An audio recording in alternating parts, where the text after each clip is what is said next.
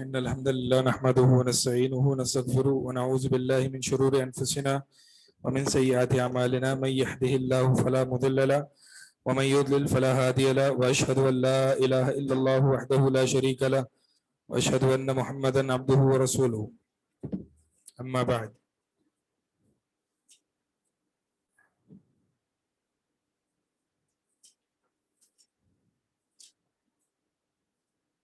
عبادہ بن صامت رضی اللہ تعالیٰ عنہ والی حدیث ہم پڑھ رہے تھے.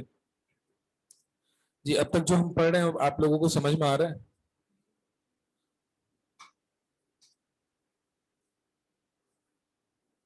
آن لائن اسٹوڈنٹس کو کتنوں کو سمجھ میں آ رہا ہے؟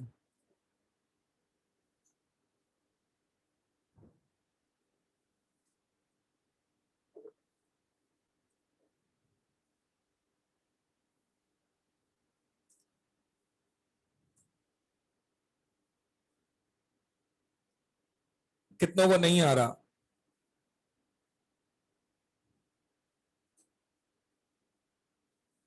کتنوں کو نہیں آ رہا ہے یا 50-50 آ رہا ہے؟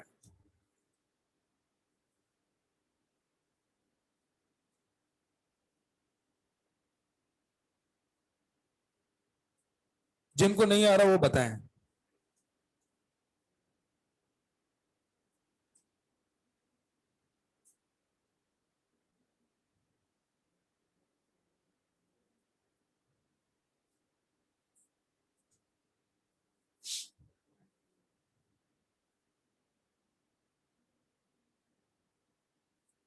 جن کو سمجھ نہیں آ رہا وہ تھوڑا سا اور اسپیسیفائی کریں ان کو کیا سمجھ میں نہیں آ رہا. ٹھیک ہے جب تک ہم شروع کرتے ہیں آپ عبادہ بن صامت رضی اللہ تعالیٰ عنہ والی حدیث ہم پڑھ رہے تھے اور ہم نے بات کی تھی کہ جو شخص گواہی دے کہ بے شک اللہ کے علاوہ کوئی معبود برحق نہیں ہے، وحدہ وہ اکیلا ہے، لا شریک لا اس کا کوئی شریک نہیں ہے. ہم نے بات کی تھی کہ شہدہ یہ فعل ماضی معروف ہے، گواہی دینا اس کا معنی ہے، اور شہادت دینا جو ہے وہ علم کی بنیاد پر ہوتا ہے، اور شہادت میں عمل بھی آتا ہے. تو لہذا صرف زبان سے اقرار کر لینا کافی نہیں ہے بلکہ علم اور عمل دونوں ضروری ہیں. وَأَنَّ مُحَمَّدًا عَبْدُهُ وَرَسُولُهُ، اور دوسری گواہی یہ دیتا ہے کہ محمد صلی اللہ علیہ وسلم اللہ کے بندے ہیں اور اللہ کے رسول ہیں. بندے ہیں اللہ کے، بشر ہیں، ٹھیک ہے، بشر ہیں، ایک عام انسان کی طرح ہیں. ہاں فرق یہ ہے کہ وہ رسول ہیں اور ہم رسول نہیں ہیں. بندے ہم بھی ہیں اور اللہ کے رسول بھی بندے ہیں، لیکن فرق یہ ہے کہ وہ اللہ کے رسول ہیں، ان پر وحی آتی ہے اور ہم پر وحی نہیں آتی. جی جی جی عام بشری معاملات جو ہیں وہ ان کے ہماری طرح ہیں. وَأَنَّ عیسیٰ عبد اللہ ورسولہ، اور عیسیٰ علیہ السلام اللہ کے بندے اور اللہ کے رسول ہیں. وَكَلِمَتُهُ، اور اللہ کا کلمہ ہے، یعنی اللہ کے کلمہ کن سے پیدا کیے گئے ہیں. اللہ کے کلمہ کن سے عیسیٰ علیہ السلام پیدا کیے گئے ہیں. القاها الی مریم، جو کلمہ انہوں نے مریم کی اللہ تعالیٰ نے مریم کی طرف ڈالا، وروح من، اور اللہ تعالیٰ کی طرف سے صادر کردہ روح ہے. اچھا اب یہ نصارہ جو ہیں ان کو یہ اشکال ہو گیا کہ اللہ تعالیٰ کی طرف روح اللہ کہا جاتا ہے عیسیٰ کو، عیسیٰ علیہ السلام کو اللہ. اب روح اللہ کا اگر لٹرل ترجمہ کریں گے تو اللہ کی روح، ٹھیک ہے. تو اب انہوں نے یہ سمجھ لیا کہ عیسیٰ علیہ السلام جو ہے وہ اللہ کی روح ہے، یعنی اللہ کا جز ہے، اللہ کا پارٹ ہے. اس لیے وہ پھر ٹرینٹی یعنی تثلیث کا عقیدہ کہتے ہیں کہ وہ یعنی یہ تین جو ہیں وہ اگرچہ الگ الگ پارٹس ہیں لیکن ہیں ایک ہی گاڈ. تو ان کو یہ اشکال لگ گیا. لیکن یہ جو ہے روح اللہ یہ اسی طرح ہے جیسے ہم کہتے ہیں بیت اللہ، اللہ کا گھر. اسی طرح ہم کہتے ہیں ناق، اسی طرح قرآن میں ہے شعیب علیہ السلام کے قوم میں جو اونٹنی آئی تھی، ناقۃ اللہ، اللہ تعالیٰ کی اونٹنی، اللہ تعالیٰ کی صالح علیہ السلام کی اللہ تعالیٰ کی اونٹنی. بیت اللہ عبد اللہ، تو اس کا مطلب یہ تو نہیں ہے نا کہ بیت اللہ کہ اللہ کا وہ واقعی گھر ہے، ایسا یہ تو مطلب نہیں ہے. یا ناقۃ اللہ کا مطلب یہ تو نہیں ہے کہ وہ اللہ ہی کی واقعی اونٹنی ہے. یعنی یہ مراد یہ ہوتی ہے کہ مراد یہ ہوتی ہے کہ جی مراد یہ ہوتی ہے کہ میں کیا کہہ رہا تھا، میں بھول گیا آپ کی وجہ سے.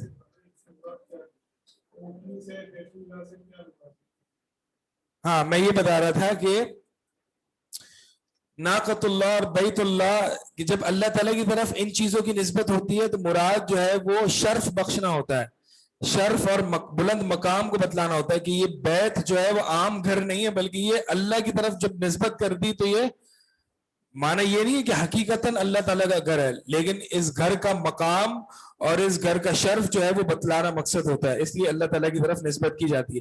اسی طرح عیسیٰ علیہ السلام کے روح ہونے کی اللہ کی طرف نسبت شرف بتلانے کے لیے اور مقام کو واضح کرنے کے لیے کہ یہ کوئی عام شخص نہیں ہے بلکہ وہ عیسیٰ علیہ السلام ہے، اللہ کے پیغمبر ہیں. تو یہ معنی ہے، یہ معنی نہیں ہے کہ وہ اللہ کے روح کا کوئی حصہ ہے، نعوذ باللہ، یہ تو شرک ہے. تو لہٰذا جو بعض ہمارے معاشرے میں لوگ کہتے ہیں کہ الصلاۃ والسلام علی نور من نور اللہ، یعنی وہ رسول اللہ صلی اللہ علیہ وسلم کو اللہ کے نور کا نور مانتے ہیں. ٹھیک ہے، یہ وہی غلطی کر رہے ہیں جو نصارہ نے کرسچنز نے کی، وہی یہ غلطی کر رہے ہیں جو کرسچنز نے غلطی کی. کرسچنز نے غلطی یہ کی کہ اللہ کا جز مان لیا عیسیٰ کو، اسی طرح انہوں نے بھی یہی کر لیا کہ رسول اللہ کو اللہ کا جز مان کے یہ کہہ دیا کہ اللہ کے نور کا حصہ ہے، اور پھر اس کو بشریت یعنی انسانیت سے نکال دیا نبی صلی اللہ علیہ وسلم کو، اور طرح طرح کی باتیں کی. تو یہ وہی کام کیا جو کہ نصارہ نے کیا. فرق اتنا ہے کہ وہ عیسیٰ علیہ السلام کو اللہ کی روح سمجھتے تھے، اور یہ جو ہے یہ نبی صلی اللہ علیہ وسلم کو اللہ کا نور سمجھتے ہیں. فرق صرف اصطلاحات میں، عقیدہ بالکل ایک ہے. تو لہٰذا وہ جو ہے نبی صلی اللہ علیہ وسلم عام بشر ہیں، فرق یہ ہے کہ ان پر وحی آتی ہے، اور عیسیٰ علیہ السلام بھی کی جو روح کی نسبت اللہ کی طرف کی گئی ہے وہ اس وجہ سے کی گئی ہے کہ عیسیٰ علیہ السلام کا مقام اور شرف اتنا ہے، جیسے کہ اللہ تعالیٰ نے خانہ کعبہ اور مسجد الحرام کی نسبت اپنی طرف کی ہے، بیت اللہ اور ناقۃ اللہ.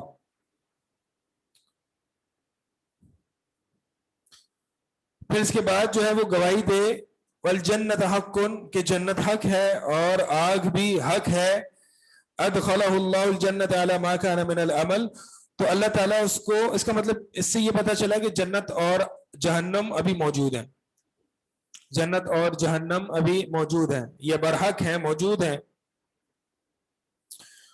ادخلہ اللہ الجنت، اللہ تعالیٰ اس شخص کو، ایسے شخص کو جو یہ مندرجہ ذیل گواہیاں دے اور اس کے مطابق عمل کرے، اللہ تعالیٰ اس کو جنت میں داخل کرے گا علی ما کان من العمل، چاہے اس کے جو بھی اعمال ہو.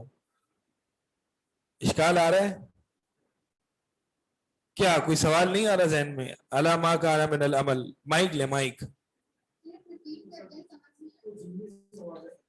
اچھا ریپیٹ کرتے جی. ریپیٹ یہ کر رہے ہیں کہ جو شخص ان چیزوں کی گواہی دے دے تو اللہ تعالیٰ اس کو جنت میں داخل کرے گا، چاہے اس کے جو بھی اعمال ہوں، چاہے اس کے جو بھی اعمال ہو اللہ تعالیٰ اس کو جنت میں داخل کر دے گا.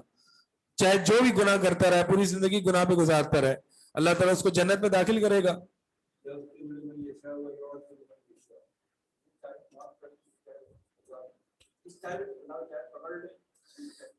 دیکھیں اس کے ایک تو اعلی ما کان من العمل جو ہے، اس کا ایک جواب یہ ہے کہ اس کا ترجمہ دوسری طریقے سے بھی ہو سکتا ہے کہ اللہ تعالیٰ اس کو جنت میں داخل کرے گا جس حیثیت سے، جس مطابق ان کے اعمال ہیں اس مطابق ہی ان کو جنت میں لیولز عطا ہوں گے.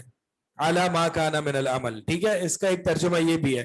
بہرحال مشہور ترجمہ جو ہے وہ یہی ہے کہ چاہے اس کے جو بھی اعمال ہوں اللہ تعالیٰ اس کو جنت میں داخل کرے گا. اس کا جواب ایک تو یہ ہے کہ چاہے جو بھی، اس کا ایک جواب یہ ہے کہ آپ کیا کہہ رہے تھے؟ اچھا آپ تھوڑا بیچ میں مجھے وہ بول رہے ہیں تو میں ذہن سے نکل جاتا ہے جو مجھے کہنا ہوتا ہے. تو ذرا میں سوال کا انشاءاللہ آپ کو ٹائم دوں گا اور آپ کی پارٹیسپیشن کا بھی ٹائم دوں گا. میں نے جو بتانا ہوتا ہے وہ نکل جاتا ہے میرے ذہن سے, ٹھیک ہے. تو اس کا ایک جواب یہ ہے, میں جو بتا رہا تھا وہ یہ ہے کہ اللہ تعالیٰ بالآخر اس کو جنت میں داخل کرے گا, نہیں ایونچولی اور فائنلی وہ جنت میں داخل ہوگا. اگر اس کے گناہ ہوں گے تو اللہ تعالیٰ کی مشیت کے تحت ہے, اللہ تعالیٰ چاہے گا تو اس کو معاف کرے گا اور چاہے گا تو اس کو عذاب دے کے پھر جنت میں داخل کرے گا. تو یعنی مراد یہ ہے کہ اللہ تعالیٰ اس کو بالآخر جنت میں داخل کر دے گا جو اس عقیدے پر فوت ہوا. شیخ الاسلام ابن تیمیہ رحمہ اللہ اس پر جو ہے وہ بہت ہی اچھی بات, اس کی بڑی اچھی ایکسپلینیشن فرماتے ہیں, اور وہ یہ فرماتے ہیں کہ ایک طرف اس طرح کی احادیث ہیں. چلیں ایک کام کریں, پہلے اگلی حدیث پڑھ لیں. جی کوئی پڑھے, اگلی حدیث پڑھے, پھر میں ابن تیمیہ رحمہ اللہ والی بات جو ہے وہ آپ کے سامنے ذکر کرتا ہوں. مائک لیں.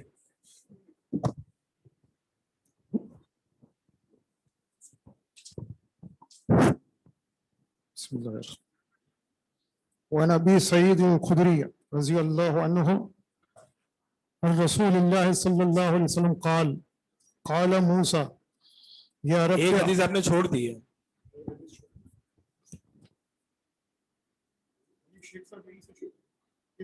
حدیث اتبان نہیں ہے, وَلَهُمَا فِي حَدِيثِ اتبانا. کل تو آپ نے مجھے بتایا کہ اگلی حدیث ہمارے پاس یہ ہے, مجھے یاد ہے کل آپ نے مجھے بتایا ہے. جب میں نے اخرجاہو کے الفاظ کہے تھے تو آپ نے کہا کہ نہیں ہمارے پاس آگے یہ ہے وَلَهُمَا فِي حَدِيثِ اتبانا, نہیں ہے وَلَهُمَا فِي حَدِيثِ اتبان ہے نا. فَإِنَّ اللَّهَ حَرَّمَ عَلَى النَّارِ من قال لا الہ الا اللہ یبتغی بذلک وجہ اللہ. بے شک اللہ تعالیٰ نے حدیث اتبان رضی اللہ تعالیٰ عنہ کی حدیث ہے کہ نبی صلی اللہ علیہ وسلم نے فرمایا کہ فإن اللہ حرم علی النار من قال لا الہ الا اللہ. بے شک اللہ تعالیٰ نے آگ کو حرام کر دیا ہے اس شخص پر جو لا الہ الا اللہ کہتا ہے یبتغی بذلک وجہ اللہ, اور وہ اس حال میں کہتا ہے لا الہ الا اللہ کہ اس کے ذریعے اللہ تعالیٰ کی رضا طلب کرتا ہے. اب دیکھیں یہاں پہ کیا بات ذکر ہوئی ہے کہ جو شخص لا الہ الا اللہ کہتا ہے اللہ تعالیٰ اس پر آگ حرام کر دیتا ہے. اس سے پہلے والی حدیث میں ہمیں یہ پتہ چل رہا تھا کہ جو شخص لا الہ الا اللہ اور اس کے تقاضوں کو پورا کرتا ہے اللہ تعالیٰ اس کو جنت میں داخل کرے گا. تو ایک طرف احادیث یہ ہیں کہ اللہ تعالیٰ ایک توحید پرست کو, موحد کو جو توحید پر ہے اس کو جنت میں داخل کرے گا.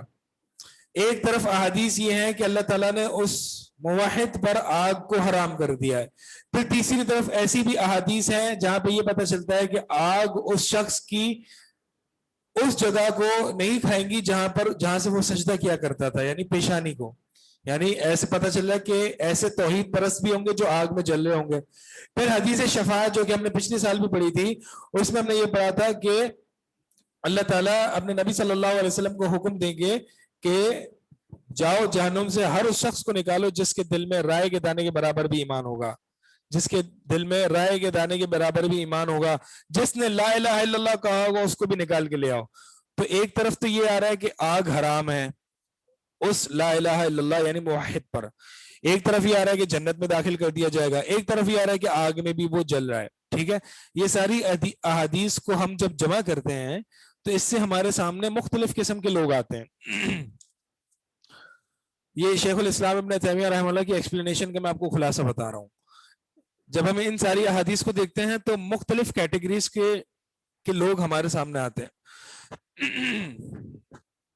پہلے وہ لوگ ہیں کہ جو لا الہ الا اللہ کہتے ہیں تقلیداً اور عادتاً, جن میں نہ کوئی اخلاص ہے نہ کوئی ان کو یقین ہے, بس لا الہ الا اللہ کہتے ہیں, مسلم معاشرے میں رہتے ہیں تو لا الہ الا اللہ کہہ دیتے ہیں. اور یہی وہ لوگ ہیں جو موت کے وقت فتنے میں مبتلا ہوں گے, اور یہی وہ لوگ ہیں جن کے بارے میں حدیث میں آتا ہے جس میں عذاب قبر کا ذکر ہے کہ جب منکر نکیر آ کے پوچھیں گے من ربک ما دینک, کہ تیرا رب کون تھا, تیرا دین کیا تھا, اور یہ جو رسول ہیں یہ کون تھے, یہ جو شخص ہیں یہ کون تھے, تو وہ یہ کہے گا سمعت الناس یقولون شیئا فقلتہ, لوگ کہتے تھے تو میں بھی کہہ دیا کرتا تھا, یقین وکین نہیں تھا اتنا مجھے. ٹھیک ہے, تو ایک قسم کے لوگ تو وہ ہیں تو وہ جنت میں داخل نہیں ہوں گے اگرچہ وہ لا الہ الا اللہ کہتے ہیں, کیونکہ ان کو نہ یقین تھا, ان کو لا الہ الا اللہ کا مطلب ہی نہیں پتا تھا, وہ تو بس ایسے ہی ایز اے کلچر عادتاً تقلیداً بلائنڈلی فالو کرتے ہوئے جو ہے وہ رسم و رواج کو یہ کہہ رہے تھے. ان کو کچھ پتہ نہیں, نہ کیا, نہ روزہ, نہ نماز, نہ کچھ. تو ایسے لوگوں کے بارے میں ڈر ہے کہ یہ قبر میں آزمائے جائیں گے, قبر میں ان کے لیے عذاب دیا جائے گا اور موت کے وقت وہ ایمان کھو بیٹھیں گے. یہ پہلے قسم کے لوگ ہیں. دوسرے قسم کے لوگ وہ ہیں کہ جو خالص دل کی صداقت سے, جن کا یقین بھی بھرپور ہو کلمہ لا الہ الا اللہ پر, جانتے ہیں, سرٹن ہے, خالص انہوں نے مان لیا کہ اللہ تیرے علاوہ کوئی معبود برحق نہیں, تو اکیلا ہے, وحدہ لا شریک لہ ہے, میں اس کو دل کی گہرائیوں سے تسلیم کرتا ہوں, ذرہ برابر بھی شک نہیں ہے. یعنی ان کا کلمہ اخلاص اور یقین تام پورے یقین پر مبنی ہوتا ہے, لیکن اس کے ساتھ ساتھ کچھ گناہ ہوتے ہیں, اس کے کچھ گناہ ہوتے ہیں جو اس توحید کی اصل سے ہی ٹکرا رہے ہوتے ہیں. کچھ چھوٹے موٹے ادھر ادھر کے گناہ ہو جاتے ہیں اس سے, جو اصل توحید سے نہیں ٹکراتے. یعنی توحید جو وہ توحید کا کلمہ اس نے پکارا ہے اور جس پر یقین ہے وہ کانٹرڈکٹ نہیں کرتے, تو پھر ایسے لوگوں کی توحید اتنی بھاری ہوتی ہے کہ وہ اصلاً بغیر عذاب کی جنت میں داخل ہو جاتے ہیں. اللہ تعالی ہمیں ان لوگوں میں شمار فرمائے. جی, نہیں ٹکراتے. دوسری کیٹیگری میں نے ان لوگوں کی بتائی کہ جن کا کلمہ توحید اخلاص اور یقین اور سچا ہو وہ اللہ کے ساتھ, اس پر مبنی ہو, لیکن اس کے ساتھ ساتھ گناہ ہو جاتے ہیں, اس کے ساتھ ساتھ گناہ ہو جاتے ہیں, لیکن اس کی توحید اور یقین اتنی بھاری ہوتی ہے کہ وہ اصلاً جنت میں, یعنی وہ کبھی گناہ پر اصرار کرتا ہی نہیں ہے, کنٹینیوسلی کسی گناہ کو وہ کرتا ہی نہیں ہے, گناہ ہو جاتے ہیں معافی مانگ لیتا ہے, کنٹینیوس بیسس پر گناہ کرتا ہی نہیں ہے کہ اور اس کی توحید اور اس کی یقین پر وہ کو اپوز کریں, کانٹراڈکٹ کریں. تیسرے قسم کے لوگ وہ ہیں کہ جو یقین اور اخلاص کے ساتھ کلمہ پڑھا ہوا ہوتا ہے, انہوں نے اللہ کو معبود برحق یکتا جانتے ہیں, لیکن ان کے گناہ اتنے زیادہ ہو جاتے ہیں, بھرمار ہوتی ہے ان کے گناہ کی, کہ اتنے زیادہ ہوتے ہیں کہ یہ جو کلمہ توحید ہے اس کو کانٹراڈکٹ کر رہے ہوتے ہیں. یعنی ہر جگہ وہ اپنی خواہشات کو کی پیروی کر رہا ہے, ہر جگہ اپنی خواہشات کی پیروی کر رہا ہے. اتنے گناہ ہو گئے اس کے کہ اب وہ توحید میں خلل پیدا کر رہے ہیں, توحید کو اپوز کر رہے ہیں, کانٹراڈکٹ کر رہے ہیں. جیسے کہ اللہ کے نبی صلی اللہ علیہ وسلم فرمایا نا کہ پیسوں کا پجاری, درہم کا پجاری کھاک آلود ہو جائے, تو پجاری کب ہوتا ہے کہ جب اس کو پیسوں کی لت پڑی ہوئی ہے, نماز مس کر رہا ہے, وہ نیند اتنی غالب رہتی ہے کہ فجر کی نماز میں پڑھتا ہی نہیں ہے, وہ مال کی محبت اتنی غالب ہے کہ صدقہ خیرات تو دور کی بات زکوٰۃ بھی نہیں دیتا, یا اس میں بھی جو تو اس کے گناہ اتنے زیادہ ہو گئے کہ وہ جو اس نے اخلاص اور یقین تام کے ساتھ کلمہ پڑھا تھا اس کو وہ کانٹراڈکٹ کرنا شروع ہو گیا ہے اس میں, یعنی توحید میں اس کے خلل آ گیا اس کے گناہوں کی وجہ سے, کیونکہ اب وہ اللہ کے آگے پڑھا تو تھا لیکن اللہ کے آگے اب جھک نہیں رہا, وہ اب اپنی خواہشات کے آگے جھک رہا ہے. اللہ تعالی ہمیں لوگوں سے محفوظ فرمائے. تیسری قسم کے لوگ یہ ہیں. شیخ ایک سوال ہے. تو اچھا ایک سیکنڈ اس کا حکم تو بتا دوں, تو یہ وہ لوگ ہیں کہ جن کی برائیاں ان کی اچھائیوں پر غالب ہے. فمن ثقلت موازینہ فہو فی عیشۃ راضیہ واما من خفت موازینہ فامہ ہاویہ. جس کے موازین, جس کے میزان برائیوں سے بھاری ہو جائیں اور نیکیاں کم ہو, تو یہ وہی لوگ ہیں کہ پہلے وہ جہنم میں جائیں گے, جہنم میں جا کے اپنے گناہ دھلوائیں گے اور پھر جنت میں جائیں گے, اگر وہ اپنی توحید میں سچے ہوئے تو. ٹھیک ہے, شرط یہ ہے کہ توحید میں سچا ہونا ہے. لیکن ان کے گناہ بہت زیادہ ہو گئے تو وہ توحید کو کانٹراڈکٹ کرنا شروع کر دیتی ہے, توحید میں خلل آنا شروع ہو جاتا ہے. جی کیا سوال تھا؟ شیخ جو فرسٹ کیٹیگری آپ نے بتائی ہے جی تو اس میں وہ لوگ ہیں جو عادتاً اور فطرتاً کلمہ پڑھ رہے ہیں لیکن انہیں کچھ پتہ نہیں ہے کہ وہ کس مطلب بھی نہیں پتا اس کا اور کیوں پڑھ رہے ہیں وہ نہیں پتا. ہاں اور ہم اکثر دیکھتے ہیں کہ ہم لوگوں کا بھی ایسے لوگوں سے اکثر ہوتا ہے رابطہ, جیسے ہمارے گھروں میں کوئی ہاؤس ہیلپس آ رہی ہیں یا اس طرح کے بہت لوگ ہوتے ہیں جو دوسروں کو دیکھ کر ہی, جیسے اگر ہم کلمہ پڑھ رہے ہیں ہم انہیں بول رہے ہیں کوئی چیز اس پر وہ فوراً یقین کر لیتے ہیں, انہیں خود نہیں پتا ہوتا ہے اس بات کا. تو ایسے لوگوں کے بارے میں کیا ہم سے بھی سوال ہوگا کہ ہم نے ان تک کوئی بات کیوں نہیں پہنچائی, اور دوسرا یہ کہ ایسے لوگوں کو بھی پھر عذاب ہوگا؟ دیکھیے میں نے آپ کو ایک جنرل رولنگ بتائی ہے, ہر ایک پر فٹ کرنا ہمارا کام نہیں ہے, نہ ہی ہمیں اللہ تعالیٰ نے اس کے لیے مکلف کیا ہے.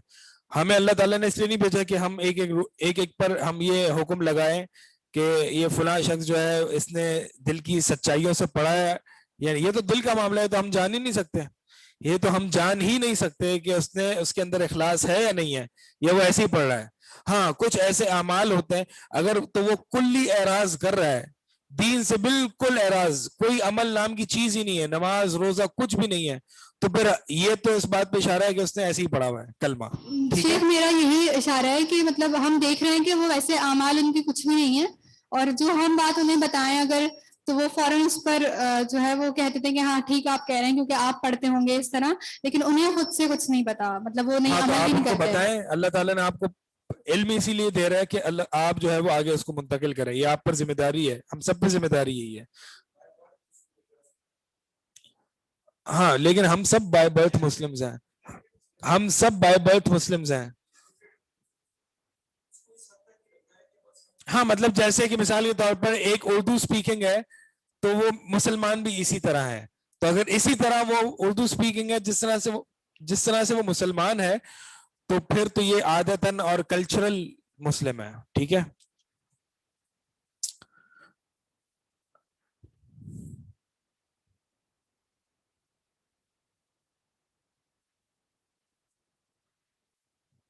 تو پہلے وہ لوگ ہیں جن کے بارے میں جو بہت بڑے خطرے میں ہیں, جن کے بارے میں ہمیں خطرہ ہے, ہمیں نہیں ان کو, مطلب ان کے بارے میں خطرہ ہے کہ وہ عذاب قبر میں مبتلا ہوں گے اور وہ سرے سے دین اسلام میں ہے ہی نہ.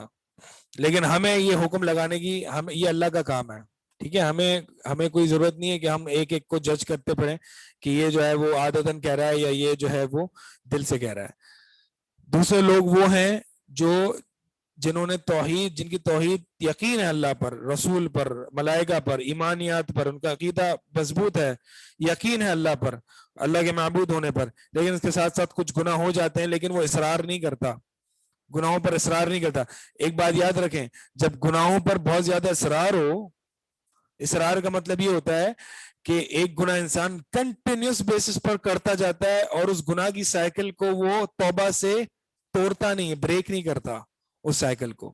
مثال کے طور پر اگر ایک انسان جو ہے وہ مستقل گانے سننے جا رہا ہے, مستقل اس کا یہ ہے, یعنی اس کے ذہن میں نہیں آتا کہ میں اس سے توبہ کروں یا کچھ, مستقل وہ گانے سنے جا رہا ہے, یا مستقل وہ جو ہے وہ کوئی عورت ہے وہ پردہ نہیں کر رہی ہے, یا مستقل وہ داڑھی کاٹ رہا ہے, یا مستقل وہ پائچے نیچے رکھ کے گھوم رہا ہے, یا مستقل وہ سود کھا رہا ہے, مستقل وہ ماں باپ کی نافرمانی کر رہا ہے, مستقل کنٹینیوس بیسس پر, یہ اس کو کہتے ہیں گناہ پر اصرار. تو جب ایسا ہوتا ہے تو پھر اس کی توحید میں وہ توحید کو کانٹراڈکٹ کرنا شروع ہو جاتی ہے, depending on the level of سن.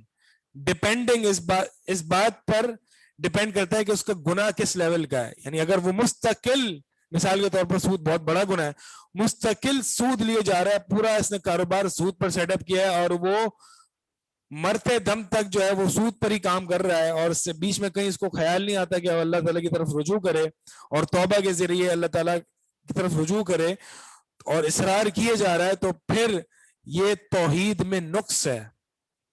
تو ان کے بارے میں ڈر یہ ہے کہ وہ عذاب میں مبتلا ہوں اور پھر ایونچولی یہ اگر ان کی توحید پختہ ہے یعنی یقین ہے اللہ پر, اللہ کے معبود ہونے پر, اللہ کی عبادت پر یقین ہے, تو ایونچولی وہ آخرت میں جنت میں جائیں گے. اور یہی معنی ہے اس حدیث میں, یہی معنی ہے کہ جو ان چاروں گواہی کو دل سے یقین سے جان لے اور پھر اس نے چاہے جو بھی عمل کیے ہیں, اگر اصرار ہے بہت زیادہ اور گناہ بہت زیادہ ہے کہ توحید میں خلل واقع ہونا شروع ہو گیا, تو پھر یہ عذاب اللہ تعالیٰ کی مشیت کے تحت ہے. اگر اللہ تعالیٰ نے ان کو معاف نہیں کیا تو عذاب گزار کے جو ہے وہ جنت میں ایونچولی بالآخر جائیں گے. ٹھیک ہے, لیکن اگر جو اور مومن تو ہوتا ہی وہ ہے کہ جس سے گناہ ہو اور وہ توبہ کرے.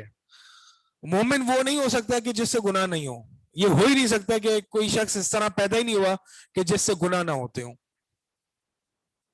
جیسے کہ قرآن میں آتا ہے نا کہ مومنین کے بارے میں ذکر آتا ہے کہ جب وہ فاحشہ کر لیتے ہیں تو ذکر اللہ, تو اللہ کو یاد کر لیتے ہیں فوراً. جب وہ کوئی بے حیائی جب وہ کوئی گناہ کا کام کر لیتے ہیں تو فوراً سے اللہ کو یاد کر لیتے ہیں. بریکنگ دا سائیکل, تو گناہوں کی سائیکل کو فوراً توڑ دیتے ہیں, فوراً اللہ کی طرف رجوع کرتے ہیں. یہ کہیں بھی نہیں آیا کہ ایک مومن جو ہے وہ گناہ نہیں کرتا, نہیں, ایسا مومن پیدا ہی نہیں ہوا. کل بنی آدم خطا, ہر نبی صلی اللہ علیہ وسلم کی حدیث ہے کہ ہر ابن آدم جو ہے وہ گنہگار ہے, خطا کار ہے. بہترین خطا کار کون ہے جی؟ جو توبہ کرتا ہے. تو یہ بریکنگ دا سائیکل والی یہ جو چیز ہے, اللہ تعالی ہم سب کو اس پر توفیق دے. آج کل کے دور میں ایک بڑا ہی مشکل معاملہ ہے کہ ہم جو ہے وہ گناہوں پر اصرار کرتے ہیں, اور پھر گناہوں پہ جب انسان اصرار کرتا ہے, شروع میں اللہ کی طرف سے ایک فرشتہ اس پر مقرر ہوتا ہے جو اس کو منع کر رہا ہوتا ہے, نہیں کر, یہ گناہ نہیں کر. لیکن جب انسان ریزسٹ کرتا ہے اللہ تعالیٰ کی طرف سے, وہ جو اندر بات آتی ہے اس کے دل میں, جب انسان اس کو ریزسٹ کرتا ہے, ایک دفعہ گناہ کرتا ہے تو اس کو ندامت ہوتی ہے اندر. ویٹ کیا جاتا ہے کہ توبہ کرتا ہے, نہیں کرتا, لیکن پھر سے وہ گناہ کر لیتا ہے. وہ توبہ نہیں کرتا, وہ گناہ کیے جا رہا ہے. پھر ایک وقت وہ آتا ہے کہ وہ اس کو شعور نہیں رہتا گناہ کا, احساس گناہ ختم ہو جاتا ہے. یہ سیکنڈ لیول ہے اس بندے کی گمراہی کا. پھر تھرڈ لیول آتا ہے کہ اس کو اس گناہ میں لذت محسوس ہوتی ہے. تو اگر ہم سب اپنے آپ کو چیک کریں کہ اگر جس گناہ میں ہمیں لذت محسوس ہو رہی ہے, مزہ آ رہا ہے جس گناہ میں, تو ہمارا دل انتہائی قسم کا غلط ڈائریکشن میں ہے. گناہ کر کے تو ندامت ہونی چاہیے, تبھی توبہ وجود میں آئے گی نا. جب لذت آئے گی تو توبہ کیسے آئے گی وجود میں؟ تو یہ بہت ہی ایک وہ امپورٹنٹ میٹر ہے. بہرحال بات اس سے نکلی تھی کہ اللہ تعالیٰ اس کو جنت میں داخل کرے گا چاہے اس کے جو بھی اعمال ہوں. یہ میں نے اس کی بات وضاحت کر دی. اس کے متعلق اگر کوئی سوال ہے تو پوچھیں. سوال ہے کہ اگر گناہ کے بعد استغفار کریں لیکن آپ کو لگے کہ فیلنگ نہیں آ رہی کہ سچ میں معافی مانگ رہے ہو, اس کی کیا وجہ ہوتی ہے؟ دیکھو, ایک تو وجہ یہ ہوتی ہے کہ شیطان آپ کو ٹریپ کر رہا ہوتا ہے, شیطان وسوسہ ڈال رہا ہوتا ہے کہ نہیں تمہاری توبہ سچی نہیں ہے, اور ایسی وسوسے ڈال رہا ہوتا ہے. یا پھر واقعی اگر دل میں اطمینان نہیں ہو رہا ہوتا تو پھر توبہ کی شرائط جو کہ 4 شرائط ہیں یا 3 شرائط ہیں ڈپینڈنگ کہ گناہ کون سا ہے, ان شرائط میں سے کوئی ایک شرط پائی نہیں جا رہی. کیا شرائط ہے جی گناہ کی, توبہ کی؟ اس گناہ کو فوراً چھوڑ دے, فوراً چھوڑنے کا عزم کرے. پھر دل میں اس کو برا سمجھے, آئندہ نہ کرنے کا عزم ہو, اور اگر حقوق و لباس سے تعلق ہو تو بندے سے اپنا معاملہ بھی ٹھیک کرے. ٹھیک ہے, تو آئندہ نہ کرنے کا عزم ہے نا, یہ والی شرط کو تھوڑا جس کے دل میں یہ باتیں آ رہی ہوتی ہیں, آئندہ نہ کرنے والے عزم کو جو ہے اس پوائنٹ کو تھوڑا سا ریوائز کرے, اس کو تھوڑا چیک میں رکھے کہ یہ آئندہ نہ کرنے والی جو بات ہے یہ کتنی اسٹرانگ ہے, اس کی اسٹرینتھ کیا ہے. جتنی اس پوائنٹ کی اسٹرینتھ ہوگی اتنی توبہ سچی ہوگی, اتنا ہی اطمینان دل میں حاصل ہوگا. رہی بات یہ کہ آئندہ گناہ نہ کرنے کا عزم ہے, آئندہ گناہ نہ کرنے کی شرط نہیں ہے. یعنی اگر میں نے عزم کر لیا کہ میں آئندہ گناہ نہیں کروں گا, لیکن اگر آئندہ گناہ ہو جاتا ہے, پلان نہیں کیا ہوا گناہ کے لیے میں نے کہ میں پلان کر رہا ہوں ابھی میں توبہ تو کر لیتا ہوں لیکن میں اگلا گناہ میں نے ذہن میں کہیں کھا پلان ہوا ہے کہ میں نے اگلا گناہ کب ہوگا, یہ چیز نہ ہو. تو آئندہ گناہ ہو جاتا ہے تو پھر اگر ایسا 1000 دفعہ بھی ہو تو انشاءاللہ اس میں کوئی مسئلہ نہیں ہے. شرط یہ ہے کہ آئندہ نہ کرنے کا عزم ہو. پھر آپ سے 1000 دفعہ بھی ہو جائے گناہ تو انشاءاللہ کوئی مسئلہ نہیں ہے. جی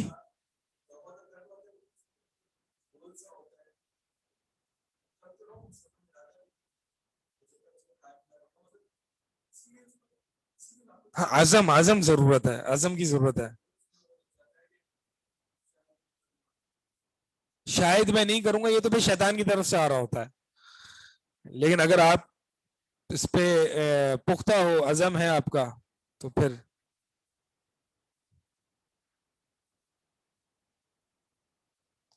جی آپ نے کوشچن پوچھنا ہے پوچھے جی. روحان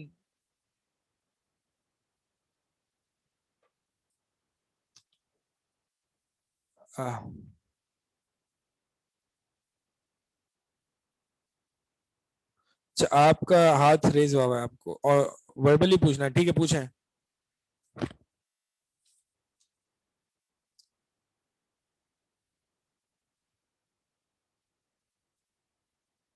اسپیکر کنیکٹڈ ہے نا یہاں؟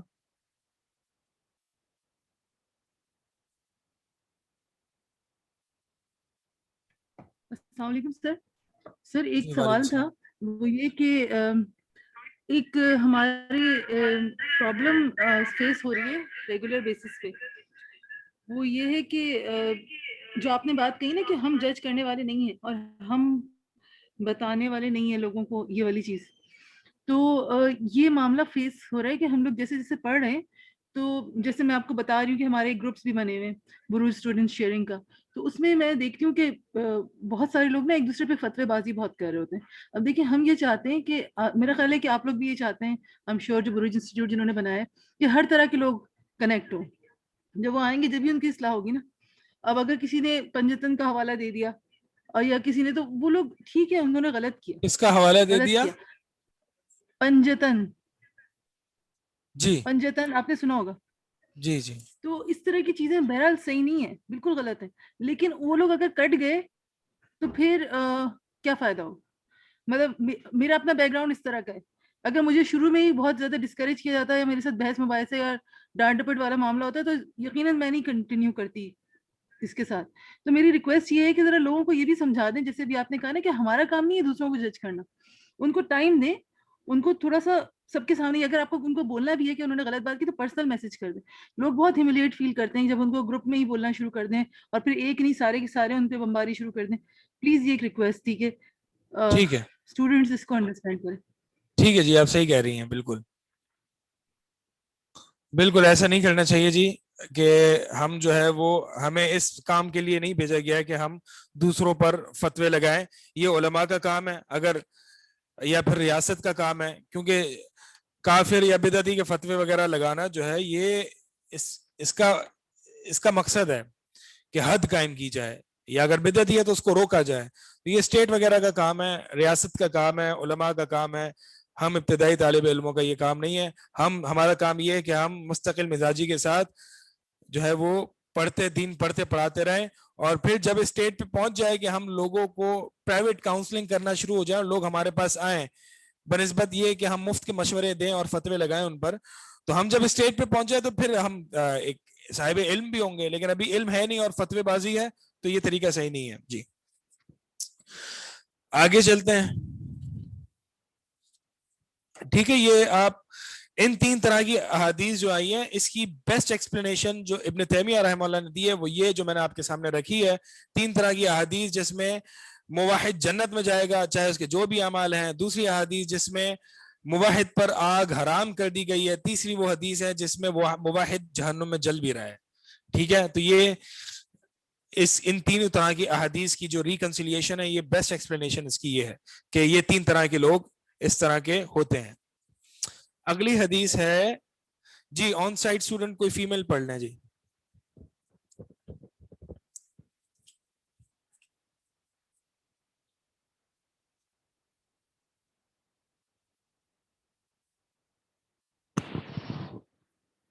السلام علیکم. وعلیکم السلام. وعن أبي سعيد الخدري رضي الله عنه قال عن رسول الله صلى الله عليه وسلم قال قال موسى عليه السلام يا ربي علمني شيئا أذكرك وأدعوك به. قال یہ آپ کی کتاب میں اعراب لگے ہوئے ہیں کیا؟ نہیں, اعراب لگے ہوئے ہیں؟ کہیں کہیں ہے. قل يا موسى لا إله إلا الله. قال كل عبادك يقولون هذا. قال يا موسى لو أن السماوات السبع وآمرهن غيري والأرضين السبع في الأرضين السبع وأرضين السبع في كفة ولا إله إلا الله في كفة مالت بهن لا إله إلا الله. یہ مجھے ایک سیکنڈ کی کتاب دکھائیے گا. ماشاءاللہ بہت اچھی عبارت پڑھی. میں چیک کرنا چاہ رہا ہوں کہ کہاں کہاں جو ہے وہ اعراب لگے ہوئے ہیں.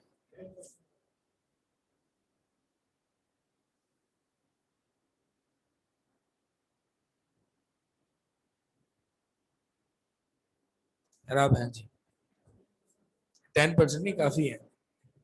ٹھیک ہے ماشاءاللہ, پھر بھی بہت اچھا پڑھا آپ نے. اس سیکنڈ ایئر کے اس پہ اللہ تعالیٰ آپ کو مزید زادک اللہ نورا.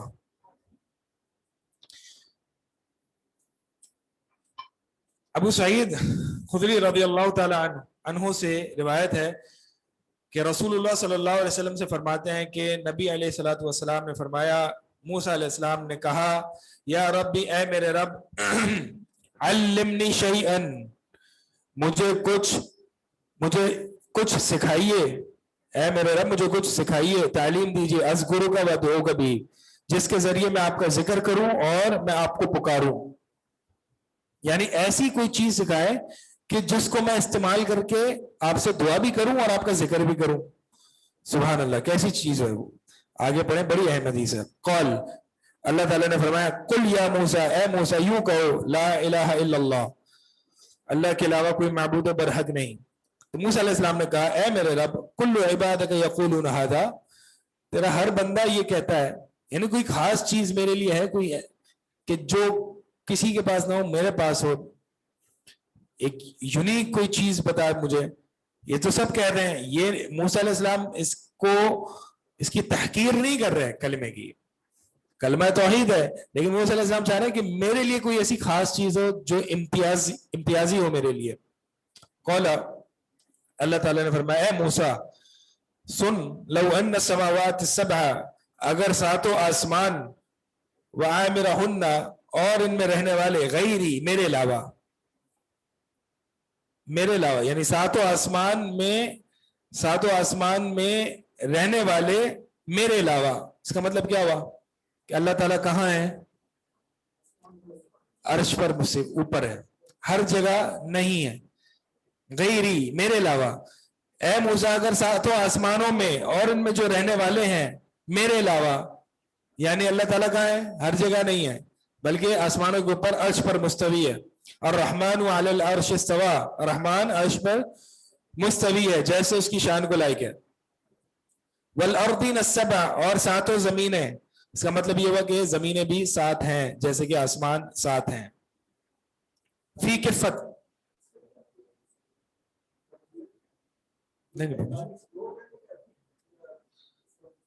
سوال یہ ہے کہ کیا یہ ساتوں زمینیں کہاں ہیں؟ ان ایکسپلورڈ ہیں کیا ساتوں آسمان ہم نے ایکسپلور کر لیے؟ ہاں ایکسپلور. یہ دیکھیں یہ کس طرح کی ہیں ساتوں زمینیں, اللہ عالم, اس میں ہماری رسائی ابھی تک ممکن نہیں ہے. کہاں تک پہنچے ہیں ہم, ہمارا علم تو ایک محدود ہے اور ہماری سائنس بھی محدود ہے.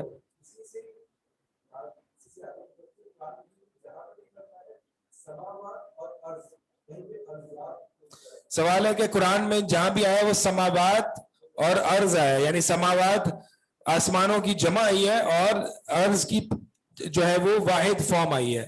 تو ایک آیت ہے, مجھے آیت یاد نہیں ہے, والارض مثلہن, کہ اللہ تعالیٰ نے ساتوں آسمانوں کا ذکر کیا اور آگے فرمایا والارض مثلہن, اور زمین اس کی ہی مثل, یعنی ساتوں آسمانوں کی مثل. تو قرآن میں بھی یہ ثابت ہے کہ زمین ساتھ ہے. البتہ واحد کیوں آیا؟ واحد یہ بے اعتبار جنس کے آیا ہے, جیسے کہ انسان, ان الانسان لفی خسر، انسان واحد ہے لیکن بحیثیت جنس ہے، ٹھیک ہے. تو اسی طرح ارض جو ہے یہ بھی جنس ہے بحیثیت جنس.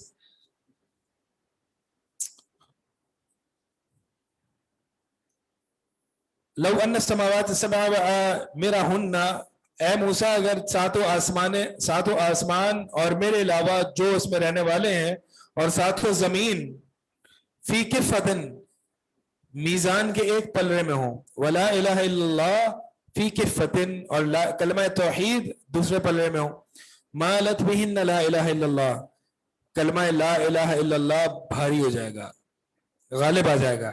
یعنی یہ کلمہ ہم نے بات پہلے ہی آپ کے سامنے فرسٹ ایئر میں بھی رکھی تھی اور اس سیشن کے ابتدائی کلاسز میں بھی رکھی تھی کہ عقیدہ توحید، عبادت توحید، یہ وہ مقصد ہے جس کی وجہ سے انسان کو پیدا کیا ہے. اس کائنات کی تخلیق ہوئی ہے، اس کائنات کی تخلیق، انسان کی تخلیق، یہ عقیدہ توحید ہے اس کا مقصد. تو لہٰذا عقیدہ توحید وہ توحید ہے کہ جب اس کو ایک پلے میں رکھا جائے اور باقی چیزوں کو، باقی جتنی بھی مخلوق ہے، مقصد اللہ کے علاوہ، اللہ تو خالق ہے، اور جتنی بھی مخلوق ہے اس کو دوسرے پلے میں رکھی جائے تو کلمہ توحید بھاری ہو جائے گا. یعنی اتنا اہم کلمہ یہ. تو اے موسیٰ یہی کافی ہے، یہی کافی، اس سے بھی کوئی اوپر کوئی چیز ہو سکتی ہے؟ یعنی یہی کافی ہے، یہی بہت بڑی چیز ہے. ساری مخلوق ایک طرف، کلمہ توحید ایک طرف، یہ مراد ہے. فی کفتن، فی کا مطلب میں، اور کفہ کا مطلب پلڑا، میزان کا ایک سکیل، وینگ سکیل کا جو ایک سائڈ ہوتی ہے، ٹھیک ہے.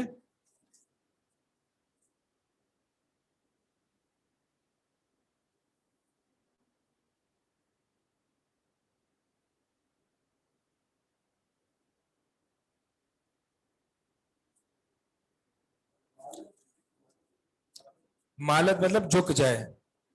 سوال ہے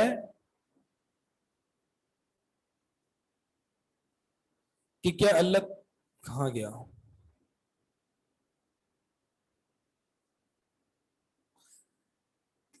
کہ اللہ تعالیٰ نے ہر چیز پیدا کی ہے اور اللہ تعالیٰ نے ایک طریقے سے بلاسٹ کیا ہے کہ یہ جتنا سورج چاند وغیرہ جو ہے، اصل میں میرا جو لگ رہا ہے یہی کہنا چاہ رہی ہے کہ بگ بینگ کے ذریعے جو ہے وہ کائنات میں وجود میں آئی ہے. بگ بینگ کے ذریعے آئی ہے یا نہیں آئی ہے ہم اس پہ کوئی حتمی طور پر فیصلہ نہیں کر سکتے، اگرچہ بعض لوگوں نے جو ہے وہ کھینچا تانی کر کے قرآن سے بگ بینگ ثابت کرنے کی کوشش کی، لیکن یہ طریقہ جو ہے وہ صحیح نہیں ہے. کیسے اللہ تعالیٰ نے پیدا کیا اللہ عالم، ہمیں نہیں پتا. فضول میں ہم سائنس سے قرآن کو ثابت کرنے میں لگ جائیں تو یہ طریقہ صحیح نہیں ہے. نہ قرآن سے سائنس کو ثابت کیا جائے گا، نہ سائنس کو قرآن سے ثابت کیا جائے گا. اس کے لیے آپ انشاءاللہ سیکنڈ سیمسٹر میں ہمارے ساتھ ہی ہیں. سیکنڈ سیمسٹر میں تو خیر یہ نہیں بات ہوگی، بات سیکنڈ سے اگلے سال یا اس سے اگلے سال، کیونکہ سائنس اور اسلام کا جو ہے وہ تعلق تھوڑا سا ایک کمپلیکس ہے، اس کو تھوڑا بہت گہرائی میں سمجھنے کی ضرورت ہے، اس لیے آپ انشاءاللہ اگلے سال سمجھیں گے. جی سبجیکٹ ہے.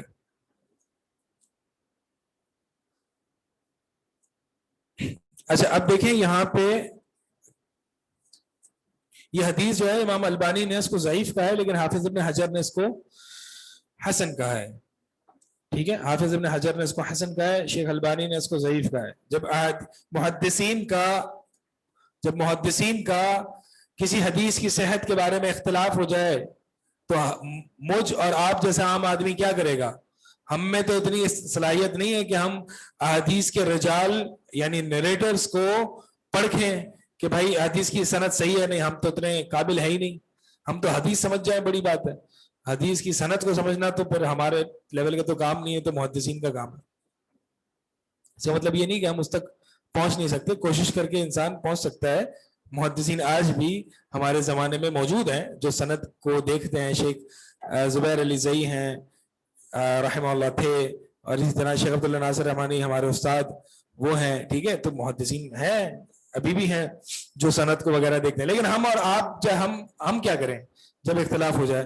تو ہم یہ کر سکتے ہیں کہ جس طرف محدثین کی جمہوریت گئی ہے ہم اس طرف جا سکتے ہیں. ٹھیک ہے. یا پھر جس پہ آپ کو مثال کے طور پر جس پہ آپ کو بھروسہ ہو، ایک جس پہ آپ کو بھروسہ ہو، جس محدث پر آپ کو بھروسہ ہو کہ یہ بڑے محدث ہیں اور یہ پہلے کے محدث ہیں، تو اس پر آپ جا سکتے ہیں. اب مثال کے طور پر کافی احادیث پر جو ہے وہ آپ شیخ البانی پر بھروسہ کر سکتے ہیں. کیوں کر رہے ہیں بھروسہ؟ کیونکہ ان پر جو ہے وہ بہت آج کل کے علماء نے ان پر بھروسہ کیا ہوا ہے، ان کی سندیں سے ان کے قول پر. ٹھیک ہے، تو آپ اس پر جو ہے وہ بھروسہ کر سکتے ہیں. اسی طرح حافظ ابن حجر پر بھی کر سکتے ہیں. لیکن اگر ان بڑے بڑے محدثین میں اگر اختلاف ہو جائے تو انشاءاللہ ابھی آپ جو ہے ابتدائی مراحل میں اگر ان میں ہو جائے تو آپ دیکھ لیں زیادہ تر محدثین کہاں گئے ہیں، آپ اس کو لے لیں. ٹھیک ہے، تو انشاءاللہ. اور دوسری بات یہ کہ اس کا تعلق چونکہ عمل سے نہیں ہے، اس کا تعلق چونکہ فضیلت سے ہے. لا الہ الا اللہ کی فضیلت سے اس کا تعلق ہے، تو آپ اس کو حدیث کو لے لیں، کوئی ایشو نہیں ہے اس میں انشاءاللہ. اس میں کوئی یہ ثابت نہیں کیا جا رہا کہ آپ نے نماز جو ہے وہ 2 نہیں 3 رکعت پڑھنی ہے یا 4 رکعت پڑھنی ہے. کوئی عمل سے تعلق نہیں ہے، ایک اس چیز کی فضیلت سے تعلق ہے. اس حدیث کا اس چیز کی فضیلت سے تعلق ہے جس کی فضیلت آلریڈی اسٹیبلشڈ ہے دین میں. لا الہ الا اللہ کی فضیلت سے کوئی منکر ہے؟ کوئی نہیں. تو یہ فضیلت کوئی الگ سے کوئی چیز تو نہیں بتا رہی نا، اس فضیلت کو ایک سپورٹ کر رہی ہے. تو اگر یہ نہ بھی ہو تو لا الہ الا اللہ کی فضیلت جو ہے وہ ہمارے سامنے پہلے سے موجود ہے، تو اس حدیث کو انشاءاللہ ہم لے سکتے ہیں. ایک بات سر ایک کوسچن آپ سوال کر رہے تھے جی، مائک پہ کریں. جی کریں. شیخ صاحب یہ اولن تو یہ کہنا تھا کہ یہاں بڑے بڑے نقادان علم جو ہے، بڑے بڑے نقادان رجال سند یہاں پر، یعنی اس کے حاشیے میں، کتاب کے حاشیے میں جن کا ذکر ہے نام، وہ اس حدیث کو مطلب حسن یا صحیح کہہ رہے ہیں. دوسری بات یہ ہے کہ اس کا ایک شاہد ہے جو میرے مطالعے میں آیا، جس میں وہ ایک گناہگار شخص کو لایا جائے گا اور کچھ عمل نہیں ہوگا اس کا. حدیث بتاؤ کہتے ہیں اس کو. 99 دفاتر اس کے گناہوں کے ہوں گے، ایک دفتر، لیکن شاہد نہیں ہے وہ اس معنی میں. یہ حدیث کا معنی الگ ہے. مطابق نہیں، یہ حدیث معنی الگ ہے. اس حدیث سے تو ہمیں یہ پتہ چلا کہ گناہ سارے مٹ جائیں گے. تو یہ تو ہم نے اسی حدیث، اس کا وزن سے بھی تعلق ہے نا سے کہ وہ پلڑا. یہ اصل میں ساری مخلوق ایک طرف اور کلمہ توحید ایک طرف، اس کا موازنہ ہو رہا ہے. بندے کے اعمال کا موازنہ نہیں ہے یہاں پہ. آپ جو حدیث کی طرف بات کر رہے ہیں وہاں پہ بندے کے اعمال کا موازنہ ہے کہ ایک طرف اس کے سارے اعمال گناہ وغیرہ جو ہیں، اور ایک طرف اس کا ایسا کلمہ توحید جو یقین تام، مکمل یقین اور صدق پر ہو. ٹھیک ہے، اس کی بات ہو رہی ہے. دوسری حدیث وہ رسول اللہ صلی اللہ علیہ وسلم سوئے ہوئے تھے، لیٹے ہوئے تھے، اور 2 فرشتے آئے. ہاں، اور ان 2 فرشتوں نے آپس میں کلام کیا. میں نے آپ سے وہی بات کی کہ کلمہ توحید نہیں ہے. میں نے آپ سے وہی بات کی، کلمہ توحید کی فضیلت دین میں آلریڈی اسٹیبلشڈ ہے، اس کی صحیح حدیث موجود ہے. تو اگر کہیں ایسا لگ رہا ہے کہ ایک حدیث میں جس کی فضیلت آلریڈی اسٹیبلشڈ ہے، اگر کہیں لگ رہا ہے کہ محدثین کا آپس میں اس میں اختلاف ہے تو اس کو لے لیں، کوئی مسئلہ نہیں، کیونکہ یہ اس کی فضیلت آلریڈی اسٹیبلشڈ ہے. اگلے سوال لینے سے پہلے میں اس حدیث کو مکمل کرنا چاہوں گا معذرت کے ساتھ. یہ حدیث میں ایک بات یہ ذکر ہے کہ موسیٰ علیہ السلام نے فرمایا کہ اے اللہ مجھے ایک ایسی چیز سکھا دے جس کے ذریعے میں 2 کام کر سکوں. کون سے 2 کام؟ میں اس کے ذریعے ذکر بھی کر سکوں اور دعا بھی کر سکوں. یعنی یہ جو لا الہ الا اللہ کلمہ توحید ہے، یہ ملٹی ٹاسکنگ ہے. یعنی یہ ایک چیز سے 2 چیزیں ہو رہی ہیں. اچھا جی، اس کا ثبوت دوسری احادیث میں ملتا ہے. نبی صلی اللہ علیہ وسلم نے فرمایا افضل الذکر لا الہ الا اللہ، سب سے بہترین ذکر کیا ہے؟ لا الہ الا اللہ. تو یہ ذکر بھی ہے. اسی طرح اللہ کے نبی صلی اللہ علیہ وسلم نے لا الہ الا اللہ کو دعا بھی کہا ہے ان الفاظ میں کہ یہ یوم عرفہ کو سب سے بہترین دعا وہ ہے جو میں اور مجھ سے پہلے تمام انبیاء نے دعا کی، اور وہ دعا کیا ہے؟ لا الہ الا اللہ وحدہ لا شریک لہ لہ الملک و لہ الحمد وہو علی کل شیء قدیر. تو یہ تو دعا تو ہمیں، یعنی جس کو ہم دعا سمجھ رہے ہیں تو وہ تو دعا نہیں ہے. یہ تو اللہ کے نبی صلی اللہ علیہ وسلم نے اس کو دعا کہا ہے. ٹھیک ہے، تو اس سے ہمیں یہ پتا چلا کہ یہ دعا بھی ہے. کیسے دعا ہے؟ ایئر 1 میں ہم پڑھ چکے ہیں دعا مسئلہ اور دعا عبادہ. اس میں میں مزید وضاحت میں نہیں جاؤں گا. ہم دعا مسئلہ اور دعا عبادہ، دعا کی 2 قسمیں ہم نے پڑھی ہیں ایئر 1 میں، کہ دعا عبادہ بھی ہوتی ہے اور دعا مسئلہ بھی ہوتی ہے. تو یہ لا الہ الا اللہ جو ہے یہ اسی باب سے ہے, اسی مسئلے سے تعلق رکھتا ہے.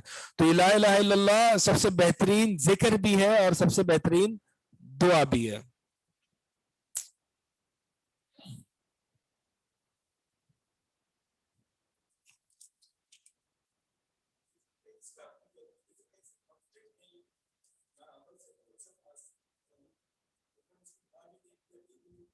جی بالکل یہی بول رہا ہوں میں, کوئی مسئلہ نہیں ہے. جی سوال تھا خواتین میں سے.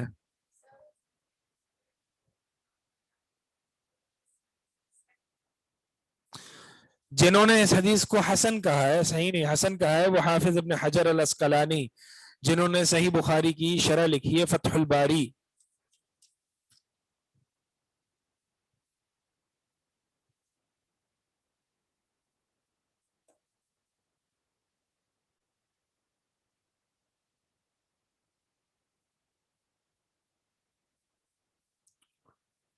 جی اور کوئی سوال؟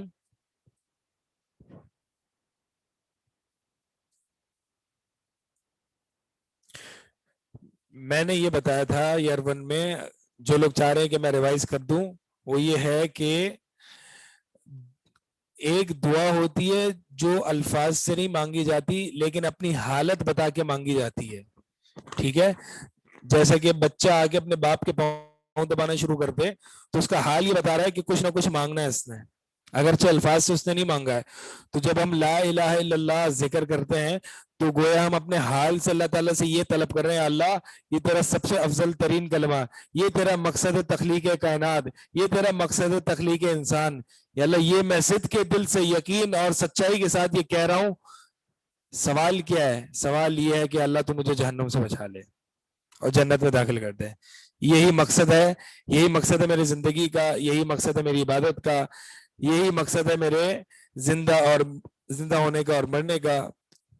تو مقصد میرا یہ ہے اس ذکر کا کہ مجھے تو جنت میں داخل کرتے اور آگ سے بچا لے. ٹھیک ہے, تو اس لیے یہ دعا بھی ہے, لیکن دعا الفاظ کے ساتھ نہیں, حال کے ساتھ انسان دعا کر رہا ہے. تو یہ دعا بھی ہے اور سب سے بہترین ذکر بھی ہے, کیونکہ یہی مقصد ہے. تو یہی ذکر سب سے بہترین ہے اور سب سے ہلکا ذکر ہے یہ. جی جی جی ٹھیک ہے جی, یہیں پہ ہم اتفاق کرتے ہیں. سبحانک اللہم و بحمدک اشہد ان لا الہ الا انت